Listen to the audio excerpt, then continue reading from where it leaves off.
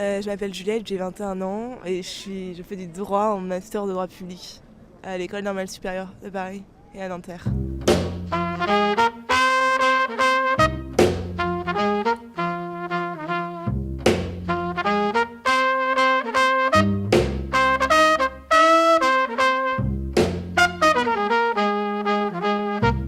Pourquoi, selon vous, le mouvement des indignés peine-t-il à prendre en France ? Parce que je pense que les gens ont l'impression de ne pas être suffisamment dans la merde. C'est-à-dire que si on compare à l'Espagne où il y a 45% de chômage chez les jeunes, on n'en est pas encore à ces niveaux-là en France.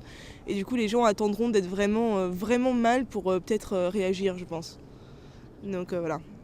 Pour ça, pour des questions pratiques, on n'a pas le droit aux tentes, alors qu'à la City à Londres, ils ont le droit aux tentes, qu'à Wall Street, ils ont le droit aux tentes.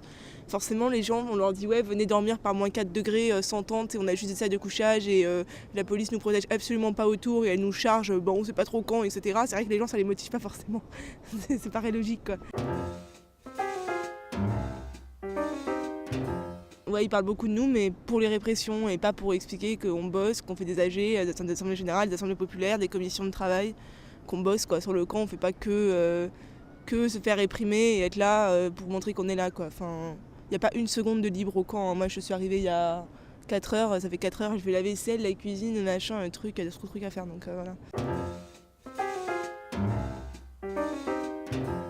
Alors, je parle en mon nom personnel, mais je pense que c'est assez suivi par les indignés. Déjà, le fait d'annuler la dette, tout simplement, de contrôler les finances, de mettre plus, entre guillemets, d'argent, en tout cas me donner plus de place aux énergies un peu renouvelables, etc.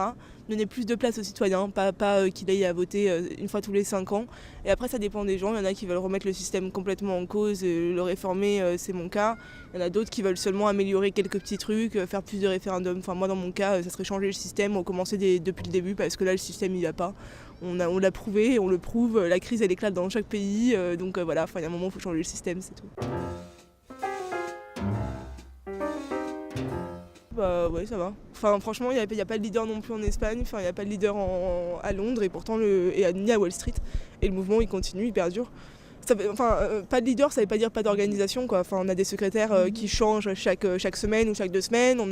Ça veut pas dire manque d'organisation, quoi.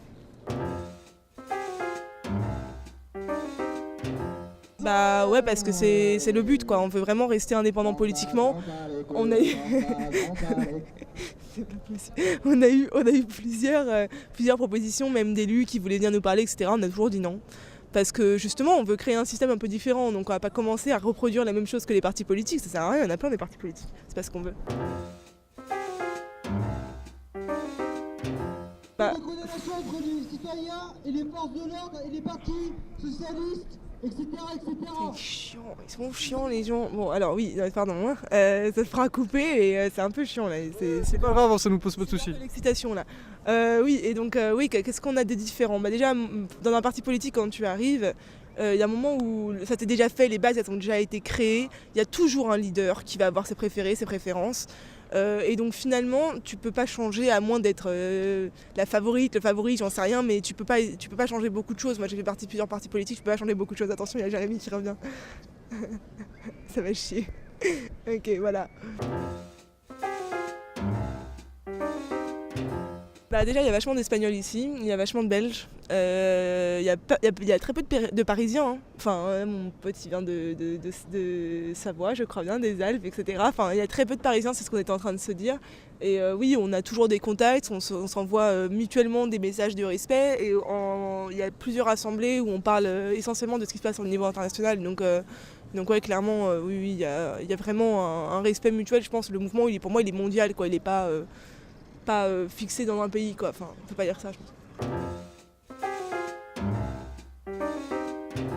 Je pense qu'il peut changer les choses, justement parce qu'on propose des choses nouvelles. Le fait qu'on soit pas affilié à des partis, le fait qu'il n'y ait pas de leader, le fait qu'on soit totalement pacifiste, ça se retrouve pas forcément dans d'autres partis, ça se retrouve pas forcément dans d'autres associations. Et je pense que c'est bien le fait aussi qu'on refuse l'argent, qu'on refuse les dons financiers, etc. Qu'on ait un rapport à l'argent un peu différent. Voilà. Je pense que ça peut marcher grâce à ça. Alors les policiers ici, ils interviennent sans sommation. C'est-à-dire qu'ils arrivent comme ça, normalement il doit y avoir des sommations, non ils arrivent, ils arrachent tout.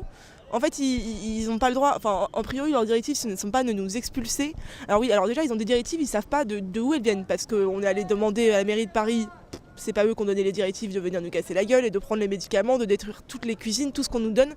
On a demandé à la mairie de Puteaux, c'est pas eux non plus. Donc ils savent même pas de où viennent les ordres. Ils attaquent comme ça, et c'est pas les policiers, c'est tout simplement les ordres qui leur sont donnés qui sont illégaux. Bah, les policiers, on commence à les connaître, il n'y a pas de souci, on s'entend très bien avec eux. Ils sont indignés aussi, comme nous tous, hein, donc voilà, c'est tout.